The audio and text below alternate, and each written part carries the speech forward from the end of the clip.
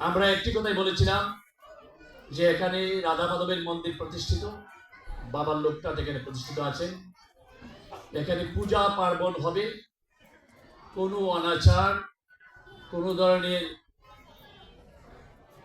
ধর্মীয় আচারের বিরুদ্ধে কোনো কাজ এখানে হবে না। আমরা চেষ্টা করেছি এই কার্যনির্বাহী কমিটি আমাদের এই কথাটি রক্ষা করতে পেরেছি। আমি মনে করি রাধা মাধব সেই সাহস এবং শক্তি আমাদেরকে জুগিয়েছেন। আমরা চেষ্টা করে গেছি আমাদের এই কথাটুকু প্রতিপালন করতে। যারা এখানে সাধারণ ভক্ত আছেন, যারা রেগুলার আসেন, তারা দেখে থাকবেন যে আমরা চেষ্টা করেছি এই কাজটুকু করার জন্য। কারণ আজান হচ্ছে, আজানের জন্য আমরা একটু বিরতি দিচ্ছি।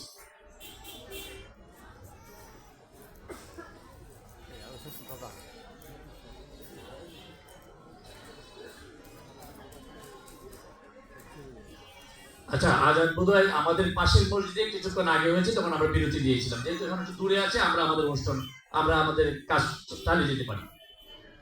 তো আমরা এই দেব মন্দির কার্যনির্বাহী কমিটি চেষ্টা করেছি সুচারুভাবে প্রতিটি অনুষ্ঠান পরিচালন করার জন্য। আমরা আপনার যেহেতু সময় কম, হাবিব ভাই বক্তব্য রাখবেন, এরপরে হাবিব ভাই চলে যাওয়ার পরে যারা এখানে অতিথিবৃন্দ আছেন তারা থাকবেন, এবং আমাদের যারা আজকের অনুষ্ঠানের প্রধান অতিথি এবং শুভ উদ্বোধক, যিনি উদ্বোধক আছে আজকের এই অনুষ্ঠানে, তারা আপনারা জানেন, আপনাদের জ্ঞাতার্থে জানাতে চাচ্ছি যে আমাদের প্রধান অতিথি এবং উদ্বোধক ওনারা তারাকান্দায় যেটি দীপু দাসের হত্যাকাণ্ড ঘটেছিল গত কিছুদিন আগে, সেখানে ওনারা আজকে গিয়েছিলেন। ওনারা রাস্তায় আসেন, ওনারা আসতেছেন।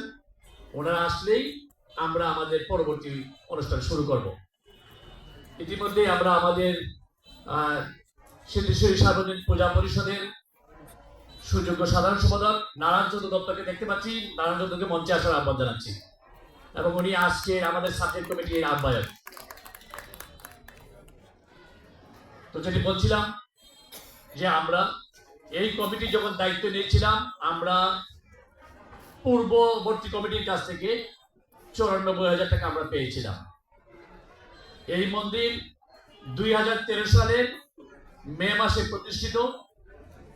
2023 সালের সেপ্টেম্বরে যখন আমরা দায়িত্ব পেয়েছি, আমরা 94,000 টাকা পেয়েছিলাম পূর্ববর্তী কমিটির কাছ থেকে। বিগত 2 বছরে আমরা আমাদের সমস্ত অনুষ্ঠানগুলো জাঁকজমকপূর্ণভাবে শেষ করার পরও বর্তমান কমিটি আমরা প্রায় 35 লক্ষ টাকা আমরা আমাদের দেব মন্দিরের হিসাব নাম্বারে জমা করতে পেরেছি। আমরা যেদিন দায়িত্ব নিয়েছিলাম, যেদিন আমরা শপথ নিয়েছিলাম, আমরা বলেছিলাম যে প্রত্যেকটা অনুষ্ঠানের যে কোনো দান অনুদান একটি প্রণামী রসিদের মাধ্যমে গ্রহণ করা হবে, এবং প্রতিটা অনুষ্ঠান চলাকালীন প্রত্যেকটি ব্যয়ের হিসাব, খরচের হিসাব ভাউচারের মাধ্যমে লিপিবদ্ধ থাকবে, এবং অনুষ্ঠান শেষে আমরা সেই হিসাবটা যত দ্রুত সম্ভব আমরা বুঝিয়ে দেব।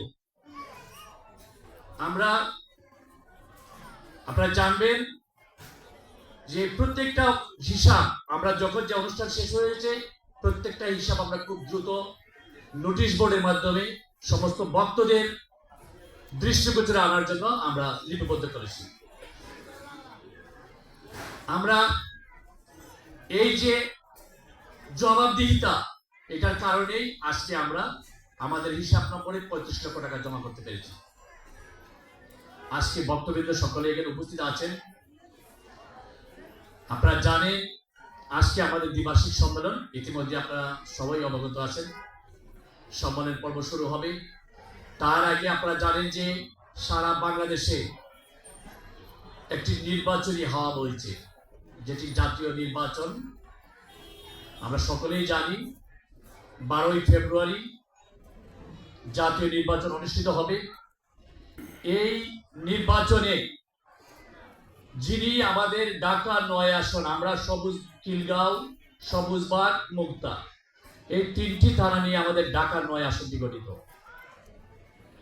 এই ঢাকা ৯ আসনের যিনি কাণ্ডারি, যিনি এই ঢাকা ৯-এর হাল ধরবেন, যিনি আমাদের অভিভাবক হিসাবে আগামীতে দায়িত্ব নেবেন, যদি রাধা মাধব কৃপা করেন। এবং আমরা নিশ্চিত এমন একজন ব্যক্তিত্বকে আমরা সেইখানে পেয়েছি। রাধা মাধবের কৃপা, উপরওয়ালার কৃপা ওনার উপর অশেষ কৃপা ওনার প্রতি আছে। আমরা এই ঢাকা ৯-এ আজকে এখানে আমরা যারা হাজির হয়েছি বা উপস্থিত হয়েছি, বেশিরভাগই আমাদের খিলগান বক্তবৃন্দ আছেন, অন্যান্য এলাকার বক্তরা এখানে আছেন, এবং নেতৃবৃন্দ আমাদের ঢাকা ৯-এর সমস্ত মন্দিরের নেতৃবৃন্দ এখানে উপস্থিত আছেন, সনাতনী নেতৃবৃন্দ। আমি একটি আহ্বান জানাবো যে আমরা ঢাকা ৯-এর যারা সনাতনী এখানে আছি, আমরা যারা উপস্থিত আছি, সকলেই আমরা যেন আমাদের দায়িত্বটা ভুলে না যাই। আগামী জাতীয় নির্বাচনে আমাদের একটি গুরু দায়িত্ব আছে। আমাদেরকে সিদ্ধান্ত নিতে হবে যে আমরা আমাদের অভিভাবক হিসাবে আজকে যে অভিভাবককে আমরা এখানে আমাদের মধ্যে পেয়েছি, বাংলাদেশ জাতীয়তাবাদী দল বিএনপির জাতীয় নির্বাহী কমিটির অন্যতম সদস্য, সাবেক লড়াকু ছাত্র নেতা জনাব হাবিবুর রশিদ হাবিব ভাই, আমরা যেন সকল সনাতনী নির্দ্বিধায় আমরা একটি আশ্রয়স্থল খুঁজে নিই।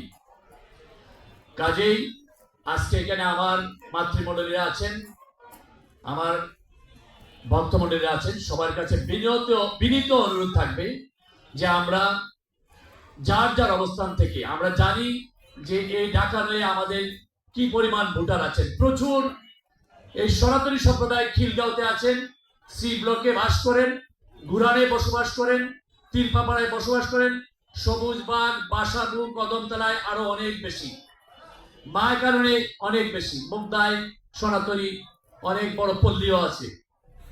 কাজে আমরা যদি সকলে একত্রিত হয়ে আমরা যদি হাবিব ভাইয়ের পক্ষে মাঠে নামি, আমরা নিশ্চিত যে আমরা হাবিব ভাইকে জয়যুক্ত করে আগামীতে এই ঢাকা ৯ আসনের অভিভাবকের দায়িত্ব ওনার হাতে তুলে দিতে পারবো।